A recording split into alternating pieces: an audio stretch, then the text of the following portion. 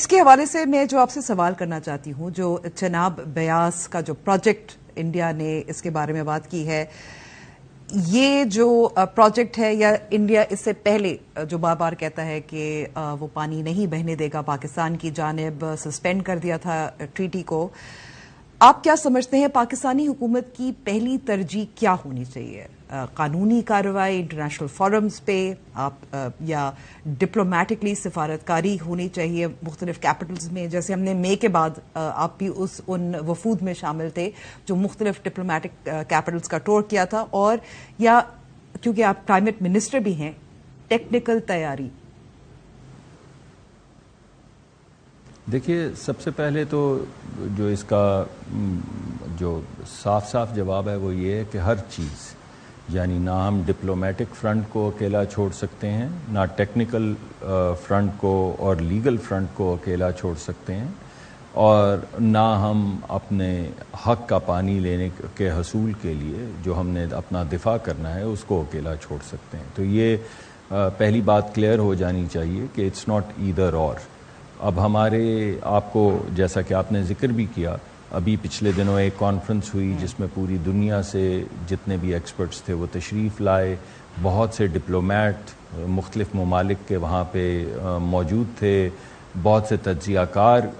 پاکستانی بھی اور اس سے زیادہ اہم بین الاقوامی سطح کے جو تجزیہ کار تھے وہ بھی موجود تھے، اور سب کی موجودگی میں ایک اوپن ڈیبیٹ ہوئی جس میں پینلز تھے، جس میں لوگ سوالات اٹھا سکتے تھے، سوالات ہم سے بھی پوچھ سکتے تھے۔ تو ایک تو یہ آپ کے سامنے چیز آئی جس کو بہت بین الاقوامی سطح پہ پذیرائی ملی۔ دوسرا، اس سے پہلے چند ہی ہفتے پہلے یا مہینہ بھر پہلے بیلجیم میں، اور میں منسٹری آف فارن افیئرز کا اور بالخصوص بیلجیم کے جو ہمارے سفیر ہیں رحیم حیات قریشی صاحب کا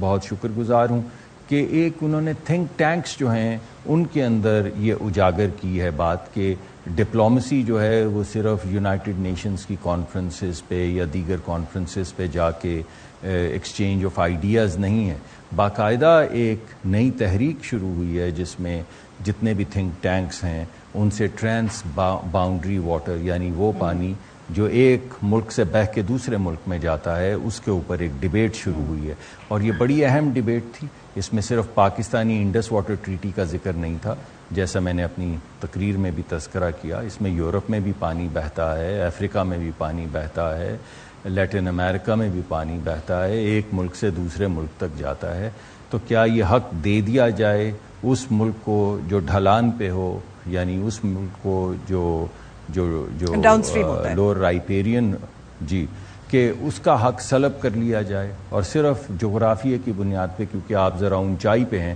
تو آپ کسی ملک کا پانی کاٹ سکیں؟ اس کا بہت تذکرہ ہوا، وہاں پہ یہ بھی بات ہوئی کہ یہ تو ایک طرح سے اگر آپ کسی کو پرانے زمانوں میں جب جینوسائڈ کرتے تھے تو کبھی کسی کو کی ہوا بند کر دیتے تھے، چیمبرز میں ڈال دیتے تھے وغیرہ وغیرہ،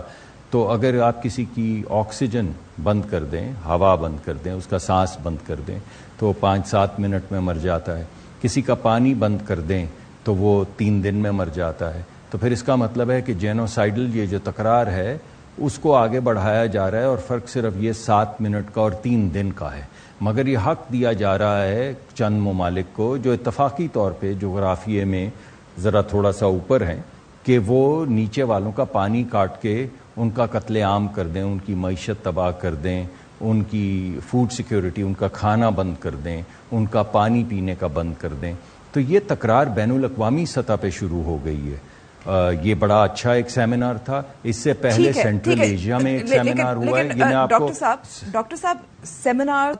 اچھی بات ہے، ظاہر ہے پاکستان نے اپنا جو موقف ہے اور دیگر ایسے ممالک جو ڈاؤن سٹریم ہیں ان کے ساتھ بھی ایک اتحاد بھی قائم کرنا ہے اور پھر اپنے موقف کو بتانا بھی ہے، لیکن دوسری طرف اگر ہم دیکھا جائے تو اور پاکستان کے پاس کیا لیوریج ہے؟ کیا چین کے ساتھ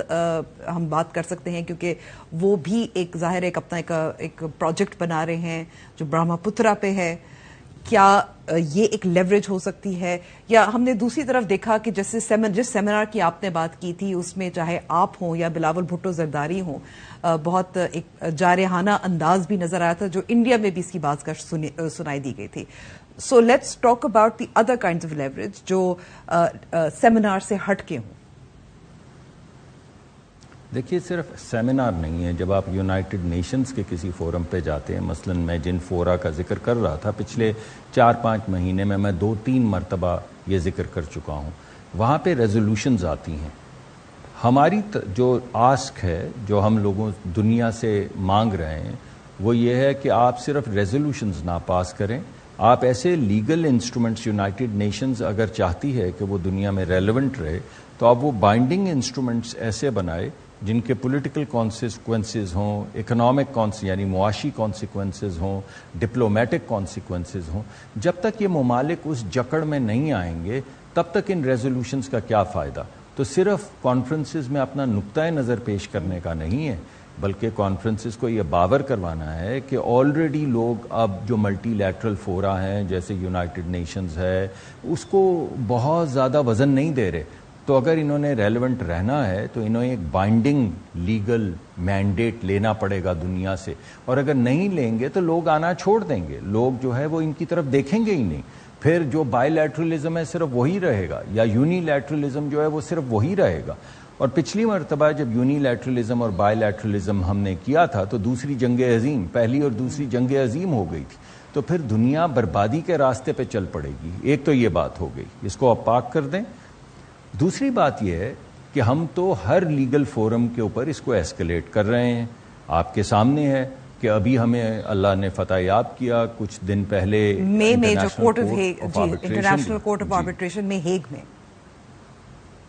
जी, वहां पे ये फैसला सामने आया कि पाकिस्तान का मौक़िफ़ ठीक है. किसी भी मुल्क के पास ये हक नहीं है कि वो जैसा तैसा डिज़ाइन बना के किसी और मुल्क का पानी रोक ले इस आड़ में कि उसे बिजली पैदा करनी है. उसका एक तरीक़ाकार है और हम फ्लेक्सिबल लोग हैं हम, लेकिन एक डिज़ाइन है जो हमारी ट्रीटी में अग्री हुआ है. तो एक तरह से हमें लीगल कामयाबी हुई कि उन्होंने उस कोर्ट में से फैसला दिया कि भाई पाकिस्तान सही कह रहा है, उसकी बात सुननी चाहिए, और आपने अगर बंद बनाने हैं बिजली पैदा करने के लिए तो पूरी दुनिया में ऐसे बंद बनते हैं, उनका तकनीकी जायजा लिया जाए. ये अंधाधुंध किसी को राइट नहीं दिया जा सकता कि मर्जी उस आड़ में डिजाइन शेयर करने की जरूरत है.